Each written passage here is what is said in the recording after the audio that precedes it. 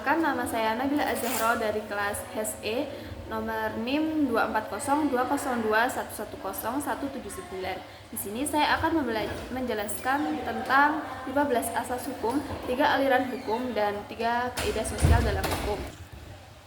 Baik, yang pertama ada 15 asas hukum. Yang pertama, yang nomor 1, lex superior derogat legi inferiori, yaitu hukum yang lebih tinggi mengesampingkan hukum yang lebih rendah. Kedua, lex specialis derogat legi generali adalah hukum yang khusus mengesampingkan hukum yang umum. Yang ketiga, lex posterior derogat legi priori adalah hukum yang baru mengesampingkan hukum yang lebih lama. Keempat, equality before the law atau bisa disebut asas persamaan di hadapan hukum, yaitu semua orang memiliki kedudukan yang sama di depan hukum. Kelima, asas praduga tak bersalah, yaitu setiap orang dianggap tidak bersalah sampai terbukti sebaliknya di pengadilan. Yang keenam ada audi et alteram partem, yaitu asas hak untuk didengar adalah kedua belah pihak harus diberi kesempatan untuk menyampaikan pendapatnya masing-masing. Yang ketujuh adalah asas konsensualisme, yaitu perjanjian dianggap ada sejak tercapainya kesepakatan antara para pihak. Yang kedelapan, asas legalitas, yaitu tidak ada perbuatan yang dapat dipidana tanpa adanya undang-undang yang mengatur terlebih dahulu. Kesembilan, nemo judic in causa sua, yaitu tidak seorang pun jadi hakim dalam perkaranya sendiri. Yang kesepuluh, ubi societas ibi ius, yaitu di mana ada masyarakat, di sana pasti ada hukum. Yang ke-11, asas iktikat baik, yaitu setiap orang harus beriktikat baik dalam melaksanakan hak dan kewajibannya. Yang ke-12 ada asas proporsional, yaitu tindakan hukum harus seimbang antara tujuan dan cara yang digunakan. Ke-13, asas kepastian hukum, hukum harus memberikan kepastian, ketertiban, dan perlindungan hukum.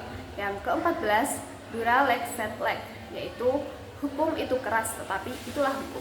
Yang ke-15, best interest of the child, yaitu asas kepentingan terbaik bagi anak, yang dalam arti dalam setiap tindakan hukum terkait anak yang utama adalah kepentingan si anak itu sendiri.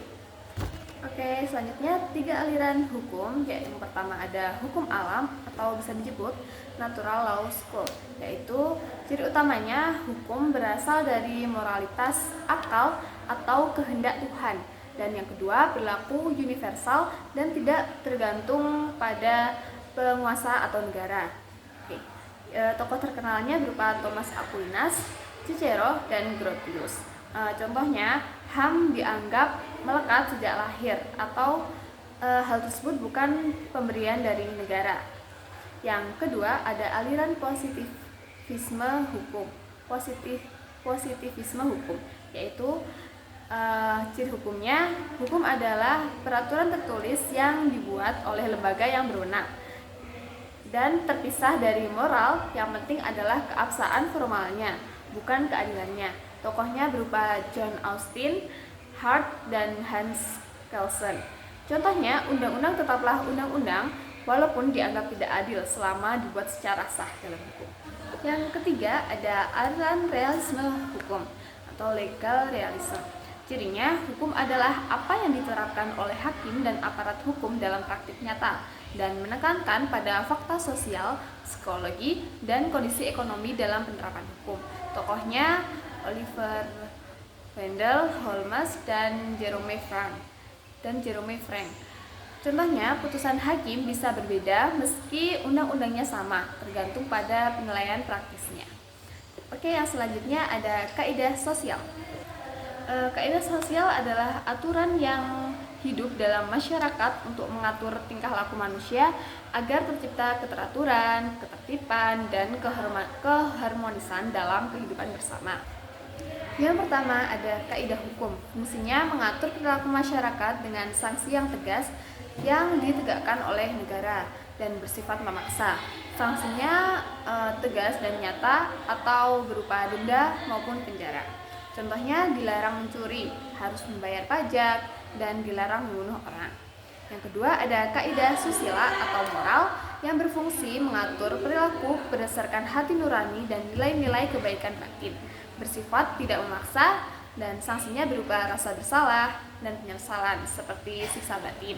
Contohnya, jujur, tidak berbohong, dan tidak berkhianat.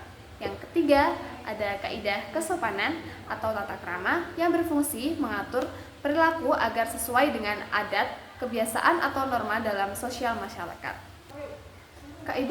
Kaidah kesopanan bersifat relatif atau berubah-ubah antar daerah.